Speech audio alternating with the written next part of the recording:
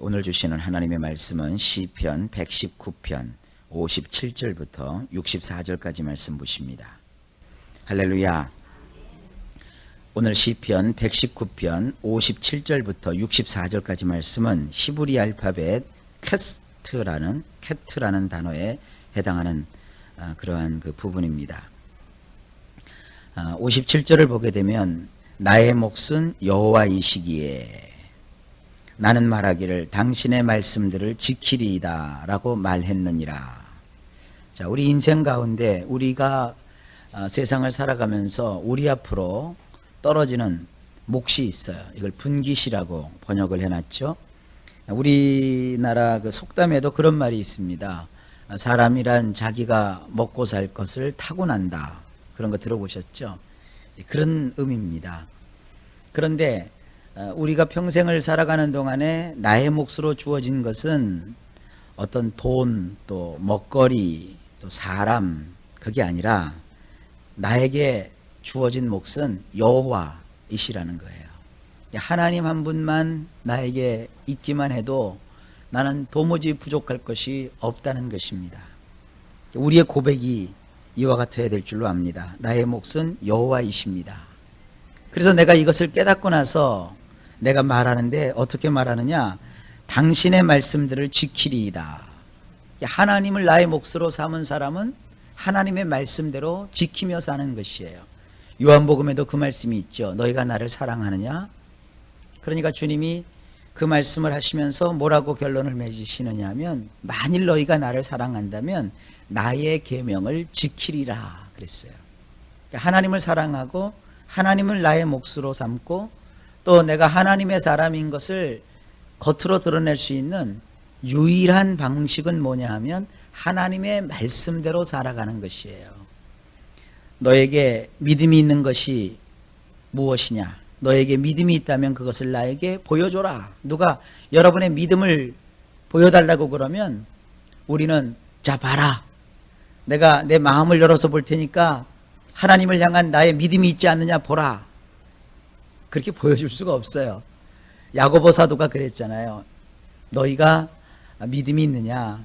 믿음이 있다면 착한 행실로 너희의 그 선한 행실로 너희 속에 믿음이 있다는 것을 보여줘라 그랬어요. 그러면서 등장하는 인물 중에 하나가 누굽니까? 라합입니다. 라합. 이 라합이라는 여인은 사실은 세상적으로 내세울 것이 없는 그런 여인이었습니다. 성경에 보게 되면 라합은 몸을 파는 여인이다 그랬어요. 그래서 창기라는 표현을 쓰고 있는데 오늘날 우리가 생각하는 그러한 몸을 파는 그런 경우보다는 아마도 주점을 운영하고 있는 그런 분인 것 같습니다. 그래서 여러 그 사람과 만남을 가지고 하는 그런 그 여인이었습니다. 굉장히 개방적이었죠. 그런데 그 여인에게 어느 날 어떤 낯선 손님이 들이닥칩니다. 근데 그 낯선 손님은 누구냐 하면 소위 말하는 간첩이에요. 스파이예요.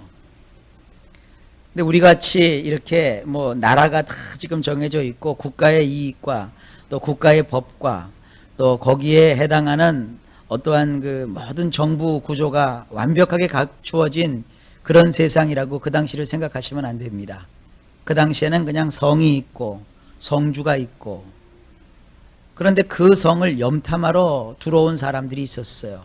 그 사람들은 알아보니까 누구냐 하면 이스라엘 진영에서 하나님의 뜻을 따라 그 가나안이라고 하는 도성을 가나안 땅이라는 땅을 들어오기에 앞서서 관문과 같은 여리고성이 있었거든요. 그 여리고성에 하나님께서 그 여리고성을 무너뜨리고 하나님의 백성인 이스라엘 백성들이 그 성을 점령토록 하시기 위해서 하나님이 미리 보내신 염탄꾼 혹은 간첩 혹은 스파이였어요. 근데 이 라합이라고 하는 여인은 하나님을 경외했던 여인이었습니다.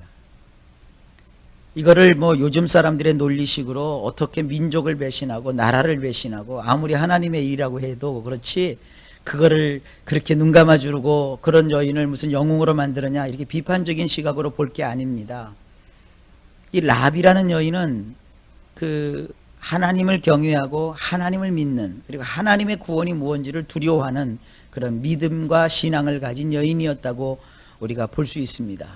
근데 그 여인이 하나님을 믿는 믿음을 어떻게 보였느냐 하면, 하나님의 뜻에 따라 그 죄악 속에 빠진 여리고 도성이 무너져야 되는데 그 여리고 도성이 무너질 것을 그가 미리 알았고, 또 하나님의 뜻을 따라 자기가 거기에 쓰임받는 것에 대해서 기뻐했어요.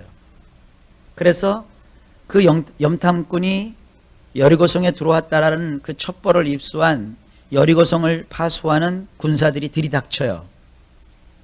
그랬더니 이 라합이 그 사람들을 3대 속으로 숨겨줘요.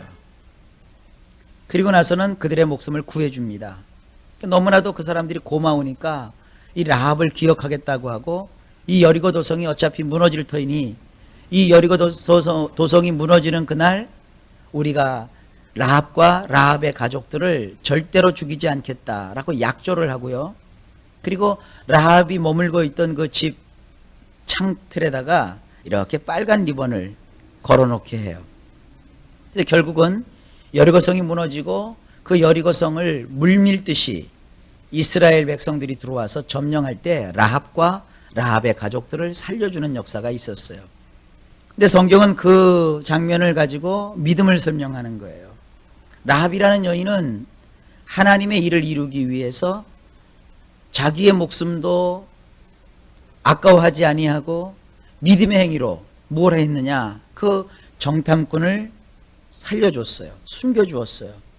그리고 그 여리고 도성이 무너진다는 그 말을 믿고 자기 집안으로 자기의 가족들을 들였어요. 여러분, 이 라합이라고 하는 여인은 오늘을 살고 있는 우리의 모습이기도 합니다. 우리가 믿음을 가졌다고 하면 하나님과 하나님에게 속한 것을 귀히 여길 줄 알아야 돼요. 그리고 이 세상은 하나님께서 이대로 두시는 것이 아니라 불언간에 이 세상이 또 심판이 있어요. 이 심판이 있기 때문에 야, 못된 놈들은 다 죽어야 돼, 그게 아니에요. 할 수만 있거든 한 사람이라도 더 주 예수 그리스도를 믿어서 이 멸망과 심판에 들어오지 않도록 하기 위하여 우리가 전도의 사명을 다 하는 거예요.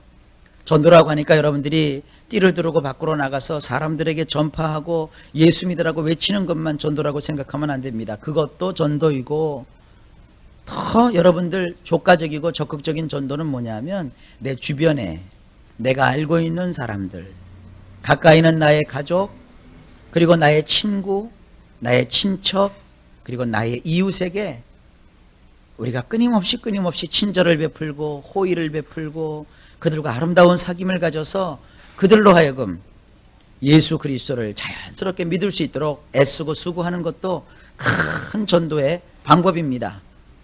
내 주변 사람들을, 어떤 분들은 그래요. 주변 사람들을 전도하기를 기다리면 아무도 전도를 못한대요. 여러분, 그런 말에 속지 마세요. 내 주변 식구들에게 영향을 끼치지 못하는 사람이 어디 다른 사람들한테 가서 뭐 대단한 얘기를 할 수 있겠습니까? 그건 위선입니다. 위선. 나의 가족, 나의 사랑하는 식구들이 지옥 가는데 내가 내 가족들은 돌보지 않고 밖에 나가서 다른 사람한테만 예수를 전하고, 내가 그러면 내 가족들을 하나님이 다른 사람을 통해서라도 구원시킬 거라. 물론 그렇게 할 수도 있겠죠. 하지만 그것은 성경이 말하는 원칙이 아닙니다. 성경에 뭐라고 되어 있습니까? 주 예수를 믿어라. 그리하면 너와 내 집이 구원을 얻으리라. 누구를 위해서 여러분들 기도하고 누구의 구원을 위해서 애쓰고 힘쓰는 거 참 중요합니다. 그러나 먼저 나와 가까이 있는, 나와 관계가 되어 있는 사람들의 구원을 위해서 더 애절하게 기도할 수 있는 저나 여러분 되시기를 예수님의 이름으로 축복합니다. 그래야 믿음의 담력을 얻게 되는 것이에요. 그게 참 쉽지가 않습니다. 남에게 가서 복음 전하는 건 쉽게 보일 수 있어요. 남에게 가서 예수 믿으라고 전하는 것은요, 나 자신을 감추고 말만 잘하면 되니까, 나 자신의 본색을 숨기고 어떤 위선적인 행동을 해도 되니까. 그러나 나와 가까이 있는 사람은 내 성격을 알고 나의 약점과 단점을 다 알고 때론 나의 강점도 다 아는 사람들이에요. 그러니까 아는 사람한테는 나의 겉과 속이 다 노출되어 있으니까 예수 믿게 하는 것이 힘들 것 같죠? 아니에요. 그렇지 않아요. 여러분, 우리의 약함이 오히려 하나님의 강함이 되고요, 우리의 부족함이 하나님의 영광이 드러나게 되는 것이에요. 그러니까 여러분 자신의 마음을 약하게 먹지 마시고 끝까지 여러분의 가족들이나 이웃이나 친구를 포기하지 말고 기도하면서 복음을 전하고 친구야, 교회 가자. 또 가족들에게 예수 그리스도에 대해서 소개하고 하나님이 주시는 풍성한 은혜와 사랑을 그들에게 넘치도록 여러분이 전달하는 전달자가 되시기를 예수님의 이름으로 축복합니다. 대개 가족들이 이렇게 전도하지 못하는 이유는 뭐냐면 집에 가서 쓸데없이 교회에서 있었던 일들을 다 얘기해요. 그래서 좋은 얘기만 하는 게 아니라 꼭 그 보기 싫은 사람, 교회 갔더니 누가 보기 싫더라. 특히 교회 갔더니 우리 목사님이 설교를 해도 그런 식으로 설교를 하느냐. 그러면 가족들이요 신경질을 내요. 그런 교회 왜 나가? 그런 하나님 왜 믿어? 이렇게 되거든요. 여러분, 그건 지혜가 없는 거예요. 사람이 모인 곳이기 때문에 여러 가지 말이 있을 수 있어요. 또 사람이기 때문에 여러분 그렇잖아요. 여러분도 세수 안 하고 목욕 안 하면 다 인간의 몸에선 악취가 나게 되어 있어요. 가까이 있다고 다 그런 악취가 나는 걸 그대로 얘기하니까 가족들이 나가고 싶은 마음이 있어도 나 그 교회 안 나가고 절레절레 소리는 고개를 흔들죠. 그래서 힘든 거예요. 한번 생각을 바꿔보세요. 사람에게 좋은 걸 보려고 노력하시는 거예요. 그리고 좀 더 긍정적으로 아름답게 표현하는, 말을 표현하는 법을 배우는 거예요. 자, 이를 한번 들어봅시다. 우리 목사님 설교 참 좋아. 우리 목사님 참 훌륭해. 그래서 가족들이 어떤 마음이 들어요? 그 훌륭해? 한번 가서 보고 싶다. 교회에 왔어요. 근데 성도들이 다 우리 목사님 훌륭해. 우리 목사님 말씀 참 좋아. 그러면 그 사람이 처음 와서 듣는데 별로 좋지 않거든요. 재미도 없고 따분하거든요. 근데 다른 사람들이 다 좋다고 그러니까 이런 게 좋은 거구나 이렇게 느껴요. 근데 세상에 우리 목사님은 어쩜 그렇게 말하는 게 하나하나 다 비기시는지 몰라. 다 나빠. 다 남을 지적해. 꼬집어. 막 이래요. 그럼 어쩌다 이제 교회를 데리고 나왔어요. 그 교회에 나와서 목사님이 아주 정말 열정적으로 설교를 잘했는데도 그럼에도 불구하고 그 사람 생각이 뭐예요? 저런 게 꼬집는 거구나. 저런 게 나쁜 거구나. 전 때문에 확 막혀버리는 거예요. 그러니까 사실 가족의 정도에 가장 큰 방해가 되는 사람이 누구냐면 먼저 믿는 사람이에요. 먼저 믿은 사람이 부정적이고 말 하나하나를 해도 다른 집사 욕하고 다른 권사님 막 꼬집고 어떤 장로님 나쁘다고 그러고 교회들이 다 틀려먹었다고 하면 그건 전 때문에 확 막혀버리는 거예요. 이 세상 사람들은 그래도 교회에 그래도 좀 희망을 걸어요. 왜냐하면 교회 다니는 사람은 그래도 착할 줄 알아요. 근데 그 사람들이 교회 다니는 사람도 악해 그러면 어디 가서 의지를 하겠냔 말이에요. 여러분, 우리는 복음을 전한다는 것이 뭐예요? 기쁨의 소식을 전하는 거거든요. 그러니까 사람들에게 가서 예수님만 전하는 것이 아니라 우리가 전하는 예수를 그들은 별로 관심이 없어요. 예수를 전하는 우리의 삶의 태도, 우리의 삶의 모습, 우리의 그 친절함, 우리가 하나님 앞에서 사는 그 경건함을 보고 예수를 믿으면 예수라는 양반이 누군지는 모르지만 하여간 저 사람처럼 저렇게 삶이 긍정적이 되고 어려움 속에서도 굴하지 아니하고 저렇게 성실하게 살 수 있는 거구나 하고 사람들이 그런 것에 감동을 받는 거예요. 그래서 하나님께 나와가지고 그들도 그 하나님을 만나서 그들의 인생이 달라지고 바뀌어지는 거예요. 자, 이게 뭘 얘기하는 겁니까? 우리가 정말 하나님을 나의 몫으로 삼으셨다면 여러분 다른 거 없습니다. 하나님의 말씀대로 지키며 사는 거예요. 하나님이 용서하라고 그랬어요. 그러니까 나는 용서가 안 돼도 용서하도록 애쓰는 거예요. 하나님이 미워하지 말고 원수라도 내 자신을 내가 사랑하는 것처럼 사랑하라 그랬으니까 내가 그 말씀을 지키려고 몸부림을 치는 거예요. 하나님, 나는 사랑하고 싶은 마음이 조금도 없어요. 어떻게 저 사람을 내가 사랑할 수 있습니까? 저렇게 나에게 상처를 주고 나의 인생을 저렇게 무참히 짓밟는데 내가 어떻게 그 원수까지도 사랑할 수 있겠습니까? 그러다가 하나님 말씀이 딱 떠오르는 거예요. 그래도 사랑해야 되느니라. 하나님, 나에게는 그런 사랑하는 마음이 부족하니까 주님이 나에게 그 사랑하는 마음을 좀 주세요. 이게 성도예요. 그럼 어느 날 하나님께서는요, 나에게 사랑의 능력을 주세요. 이렇게 하나님 말씀을 지키려고 노력하면 하나님이 역사해 주시는 거예요. 그러니까 여러분 이런 말씀을 꼭 기억하시고 평생 하나님의 말씀 붙들고 살아가시길 예수님의 이름으로 축복합니다. 58절 나는 마음을 다하여 당신의 얼굴을 간절히 구하나니 당신이 말씀하신 대로 나를 불쌍히 여기옵소서. 하나님의 얼굴을 구하며 하나님의 뜻을 찾으면 하나님께서 나를 불쌍히 여겨주신다고 말씀에 기록해 놓으셨어요. 그 말씀대로 하나님이 나를 불쌍히 여겨주세요. 여러분 하나님이 우리를 불쌍히 여겨주시면 일은 다 해결돼요. 하나님이 우리를 불쌍히 여겨주시면 모든 상황은 다 정리가 돼요. 그래서 여러분들 혹시 위급한 기도 제목이 있거나 또 하나님 앞에 긴급하게 뭔가 받아야 될 응답이 있으면 이런 기도 해보세요. 하나님 나를 불쌍히 여겨주세요. 하나님 나를 참 불쌍히 여겨주세요. 이렇게 하나님 앞에 기도해보세요. 하나님이 여러분을 불쌍히 여기시면 만사 다 해결되는 거예요. 이게 하나님의 법입니다. 59절 나의 방식들을 헤아려 보고서 나의 두 발을 돌려 당신의 증거들로 향하였나이다. 인생을 살아가는 방법이에요. 내가 살아온 나의 방식을 내가 이렇게 헤아려 봤어요. 그리고 나서 결론이 뭐예요? 나의 두 발을 이제 그 방식대로 살지 않고 돌려서 하나님이 말씀하신 하나님의 증거들로 내가 발을 향하여 가겠다는 거예요. 그러니까 나의 방법을 버리고 하나님이 원하시는 방법으로 내가 삶을 살아가는 거예요. 옛날 얘기가 있잖아요. 집에 딱 밤중에 들어왔어요. 밤중에 들어와 보니까요. 거기에 자기 아내의 신발이 있고 웬 낯선 남자의 신발이 거기 같이 놓여 있는 거예요. 그러니까 이 사람 마음속에 막 화가 막 나는 거예요. 그래 부엌에 가서 칼을 갈았어요. 누군가 이건 죽이려고. 근데 마음속에 하나님의 말씀이 떠오르는 거예요. 섣부르게 행동하지 말아라. 사람이 지혜가 있어야 되느니라 하는 말씀이 떠오르는 거예요. 다시 갔어요. 갔더니 여전히 자기 아내의 신발이 있고 옆에 낯선 남자의 신발이 있는 거예요. 부하가 치밀어요. 다시 가서 칼을 갈았어요. 자꾸 또 하나님 말씀이 들리는 거예요. 다시 한번 생각해 봐라. 이웃을 내 몸과 같이 사랑해야 되느니라. 칼을 가다 놓고 다시 갔어요.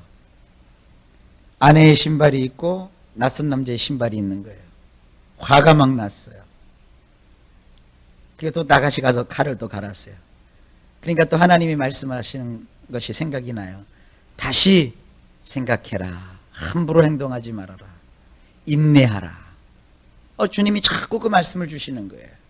그래서 자초지종이나 알아보겠다고 갈던 칼을 놓고 방에 들어가서 문을 확 열어보니까 아내가 하는 말이 여보 이제 왔어요?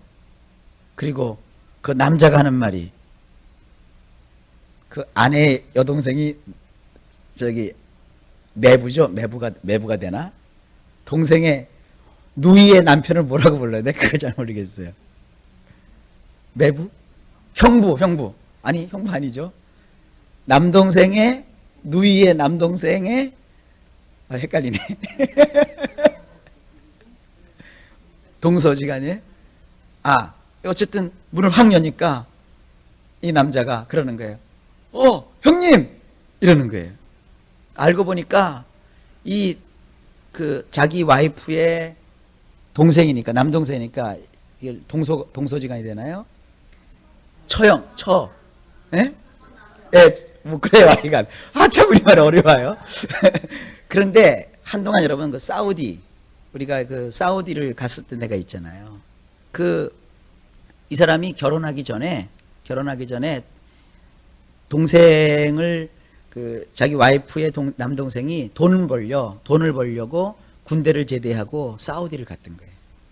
그러니까 연애하고 결혼할 때 그 동생을 사진으로만 봤지 얼굴로 못 봤어요. 근데 이제 사우디에서 일을 다 마치고 온 거예요. 와가지고 제일 먼저 자기 누이가 결혼했다고 그러니까 그게 매형이네요. 궁금해가지고 먼저 와서 인사를 하려고 왔던 거예요. 근데 매형이 그날따라 늦게 들어온 거예요. 밤늦게. 그래갖고 오노이가 앉아가지고 도란도란 얘기를 그렇게 다정하게 했던 거예요.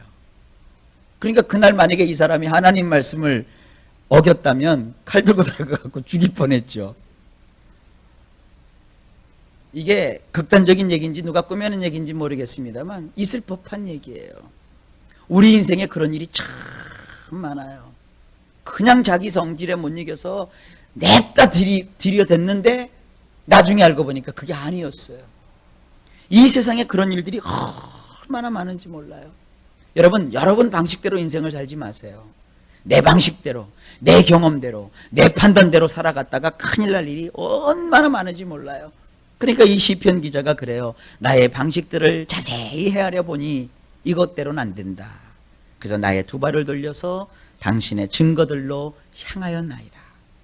여러분 인생 속에 정말 어떤 일이 있더라도 여러분 마음대로 여러분 식으로 생각하지 마세요. 하나님의 뜻이 어디 있는지 구해서 그 하나님의 뜻대로 삶을 사는 그런 지혜로운 율법의 사람들이 되시기를 주의 이름으로 축원합니다.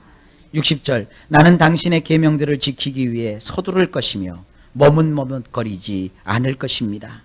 하나님 말씀을 지키는데 머뭇거릴 필요가 없어요. 61절 사악한 자들이 때를 지어 나를 에워싸서 위협할지라도 나는 당신의 율법을 잊지 아니하였나이다.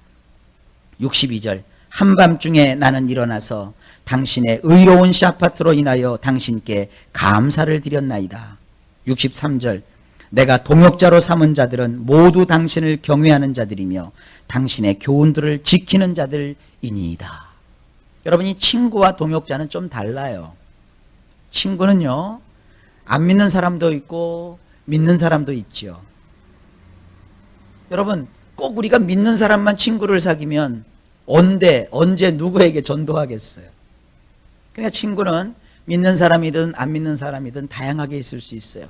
그러나 일생 동안 우리가 함께 동역하는 동역자가 또 있어야 돼요. 어떤 동역자냐? 하나님을 경외하는 동역자. 하나님의 교훈을 지키는 그런 동역자가 꼭 여러분에게 있기를 주의 이름으로 축복합니다. 교회가 작을 때는 그런 걸 별로 여러분 못 느낄 거예요. 교회가 자꾸 커지면서 교인들이 한 100명도 되고 200명도 되고 한 500명도 되고 교회가 자꾸 교인들이 많아지게 되면 그 많은 교인을 다 아는 게 아니에요. 이제 자기 몇 사람 이렇게 아는 사람들을 이렇게 같이 교회 생활을 하게 돼요. 그런데 어떤 사람은 꼭 불평불만주의자들과만 친해. 그러면 자기 영혼을 망쳐요. 교회를 다닌다고 하면서도 그렇게 하면 큰일 나요. 여기 친구 사귀는 방법이 있어요. 특히 신앙을 가진 사람 중에 어떤 사람을 새겨야 되느냐? 하나님을 경외하는 자. 경외하는 게 뭐예요? 예배를 드리는 자예요. 교회를 다녀도요 예배에 열심을 내는 사람이 있는가 하면 예배를 소홀히 하는 사람이 있어요. 여러분 인생 성공은 예배 성공입니다. 교인 중에서도 이런 분이 꼭 있다니까요. 지금은 모르지만 여러분 제 말이 맞나 틀리나 이제 조금 지나면 교인들이 많아졌을 경우 제 말이 생각이 날 거예요. 교인 중에서 꼭 이런 사람이 있어요. 우리 예수 믿는 사람은 무슨 모임을 가져도 먼저 예배부터 드리고 예배부터 드리는 거거든요. 목사님이 여러분 가정에 신방 가갖고 집사님 나 그냥 놀러 왔어요. 그럼 목회자가 아니죠. 목사님이 일단 여러분 가정을 가면 먼저 예배부터 드리고 그렇죠? 목사님이 예배부터 드리고 뭐 일을 시작하고 얘기를 하는 것이거든요. 그래서 예배를 중시해야 되는데 어떤 사람은 아이고 뭐 예배 맨날 드리는 건데 우리끼리 모였으니까 그냥 먹고 마시자 이런 사람이 있고요. 또 무슨 뭐 예배를 드리려고 하면 아이고 맨날 드리는 예배 또 드려 이러고 말이죠. 그리고 교회 가려고 그러면 1년 뭐 52주 매일 교회 가는데 한 주간은 빠지자 이러고 말이죠. 신앙인들이. 여러분 이런 사람들 가까이 하면 여러분 신앙을 처음엔 재밌고 즐거울 줄 모르지만 무너져 내리고 말아요. 하나님을 경외한다는 것은 예배를 드린다는 거예요. 예배를 소중히 여기는 사람들과 가까이 하시기를 바랍니다. 주일날 또 우리가 공식적으로 드리는 예배가 있죠. 또 수요일날 또 구역예배 이렇게 공식적으로 교회가 드리는 예배 하여간 예배를 우리가 소홀히 하지 않고 또 그것뿐만 아니라 개인적으로 드리는 예배 또 이렇게 새벽에 나와서 하나님께 드리는 이런 예배 이런 것을 예배를 소중히 여기는 사람들과 여러분 교회에서 가까이 하십시오. 뿐만 아니라 하나님의 교훈을 지키는 자들, 하나님께서 이 말씀을 주셨는데 말씀대로 사는 사람들, 그런 사람들을 여러분 교회에서 가까이 하십시오. 그게 하나님 앞에 복받는 지름길입니다. 64절 여호와여 당신의 인애로우심이 땅에 가득하오니 당신의 규례들로 나를 가르치소서. 하나님은 얼마나 인애가 풍성하시냐 하면 우리가 이루 측량할 수 없을 만큼 그 인애가, 그 은혜가, 그 사랑스러우심이 넘칩니다. 나는 언제 하나님의 사랑을 받을까 그렇게 생각하지 마세요. 하나님은 우리가 아직 죄인 되었을 때에도 우리를 위하여 자기 아들을 십자가에 내어서 죽게 하심으로 우리를 향한 하나님의 사랑을 확증하여 주셨어요. 여러분이 오늘 하나님을 사랑하는지 안 사랑하는지 여러분의 감정과 기분에 따라서 달라질 거예요. 그러나 하나님은 변함없이 오늘도 저나 여러분을 사랑하세요. 오늘도 하나님이 여러분들에게 은혜를 주세요. 여러분 오늘 하루 살다가 무슨 심통 나는 일이 있어갖고 화가 이렇게 머리끝까지 올라갔다 한번 쳐봅시다. 그래도 하나님이 여러분들을 미워하지 않고 사랑하세요. 하나님의 인애는 땅끝까지 가득해요. 그래서 우리의 소망이 뭐예요? 오늘도 당신의 규례로 나를 가르쳐 주시옵소서. 여러분 오늘도 하나님의 사랑과 은혜가 우리에게 넘칩니다. 하나님의 말씀을 오늘도 따라서 여러분들 승리하실 수 있기를 주의 이름으로 축복합니다. 다른 말씀 기억 못해도 좋아요. 제가 늘 얘기하죠. 오늘도 감사하세요. 그리고 하나님 앞에서 기뻐하세요. 그리고 뭐든지 기도하며 오늘도 하루를 승리하시기를 예수님의 이름으로 축복합니다.